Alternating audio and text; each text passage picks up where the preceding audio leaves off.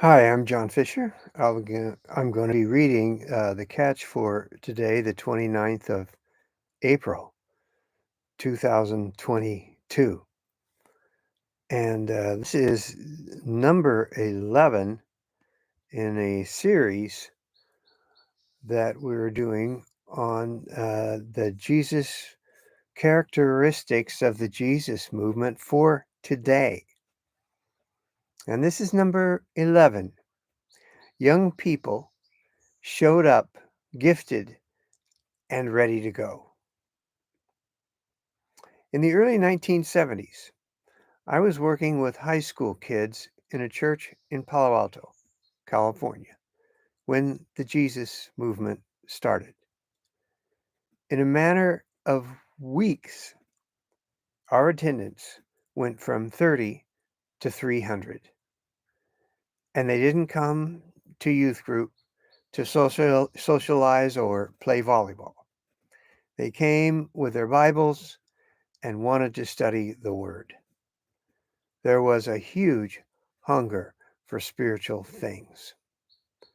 That was remarkable.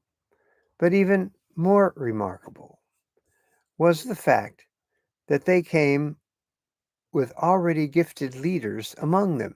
For example, in our group, there was Ernie the prophet and Lloyd the teacher.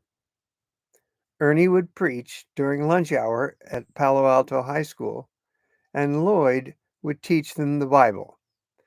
And then they'd come to youth group at the church for more. We didn't train these guys. We didn't even know where they came from. We just encouraged them and gave them opportunity to use their obvious spiritual gifts. For a while there, it was like we were just directing traffic. But there's also some not so good news that might say something about the nature of a spiritual movement to look out for. I heard that both these guys later struggled with their faith and walked away from it. Whether it was a permanent departure, I don't know. But I think it might indicate that when the Spirit moves, it's possible to get swept up in it and blow right past your own personal faith development. Who knows that they may have passed over a couple important steps in their own search that they had to go back and find.